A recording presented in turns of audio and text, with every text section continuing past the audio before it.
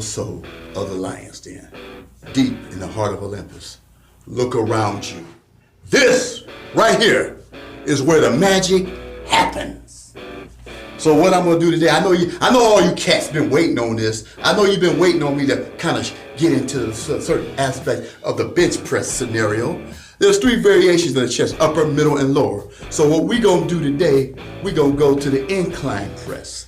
And I'm gonna show you how you can kind of beef up your upper chest. You understand? I'll show you this right now.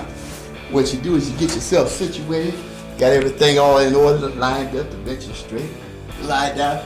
You always wanna put your hands a little bit more than shoulder lengths apart. And you just pick up the weight off the bar and you come down to a point where you're about a few centimeters away from the chest. You never let the weight rest on your chest because you don't want to take the pressure off the muscles.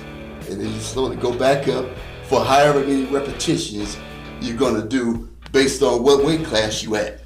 And that's how we do that. You know, this is just a little something to kind of get people into what's going on as far as the development of the upper chest, because that's also a part of the whole.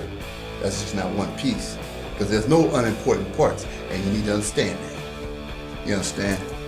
But since I done gave you a little insight on your invite on the incline press, we can go over here to the deadlift. And this exercise is basically designed to work on the lower back, because if you're a man, there's more than one scenario in your life where you're gonna need your back to be at its best.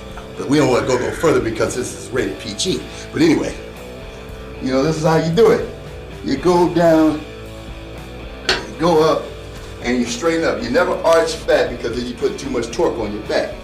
You do that for however many reps. You do it, 8 to 10 reps is always good. You know, kind of get it in, to dig into your lower back to get it right. Because like I said, you're going to need that thing. Well, hey, man. And that's how we do it. Is that how we do it? That's how we do it. Oh, that's how you do it for real. So let me add a little something to you, because before I really get any more in depth into this bodybuilding thing, I need to let you know I was listening to a post on Facebook from the ex-con to icon, Kali Muscle.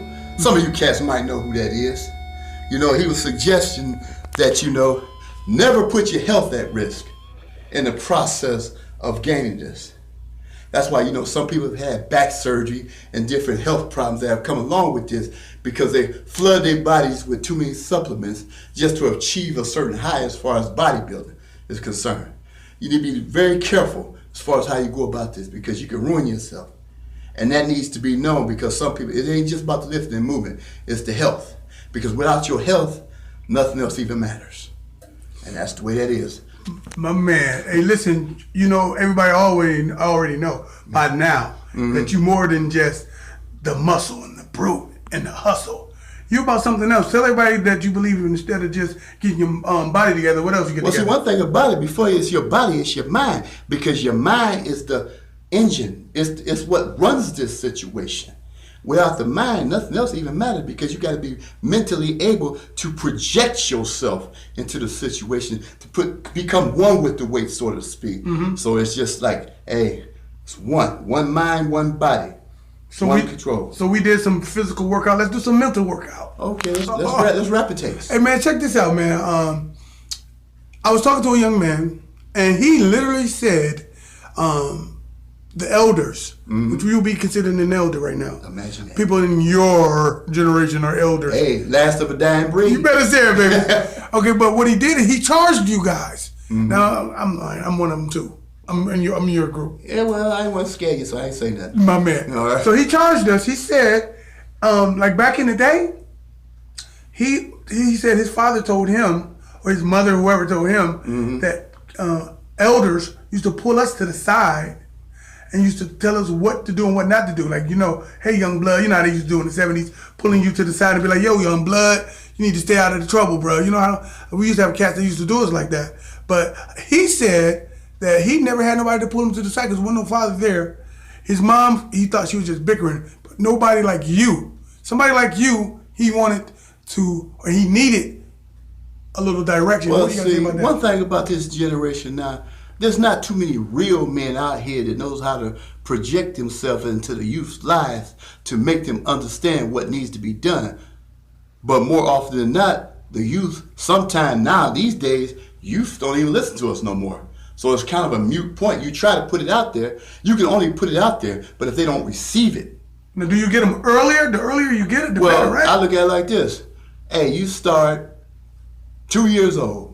That's right. You know, you start very early before the system even gets a chance to get at them. You get at them first. You instill the root of the deal before they even get at them. And by the time they hear all this gibberish out here, you done already laid the groundwork.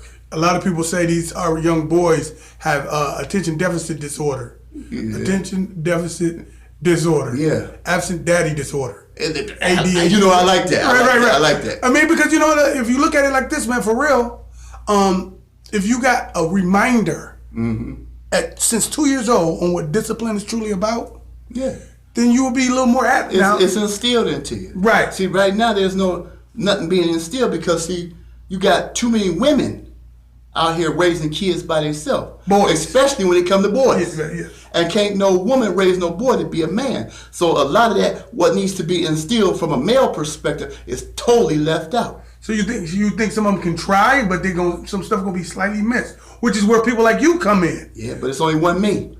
Well, yeah, it's You know, let's not confuse it. But it's where people who got that knowledge in their head, that knowledge you can't get in college. It's on us to create programs, like you said, at 2 years old, because we know our sisters is out here by themselves. We got to start real early. Real early. Real early. So what do you propose? What you doing right now? Cinema Animal Well, see, video. one thing about it, what I'm doing now is like I'm bringing you this bodybuilding concept, but I'm also educating the mind to try to instill something into you that may have not gotten there back in the day when it should have. You better say it. So all you have to do is just tune in to the Lion's Den, and you're going to get this. What you do with it is your business, but I'm going to give it to you. You better say it on that note, man. You better have some fun and get something done, man. You better film me before they kill me. Well, let me tell you one more thing. Oh, you better Just say like Columbo. And one more thing. You know, Kanye West, which is one of the most controversial brothers out here, and he made a statement pertaining to slavery. He said slavery was a choice. Well, in one respect, he's right. Slavery was a choice. It just wasn't ours. You better say it. And on that, You better say it, baby pig.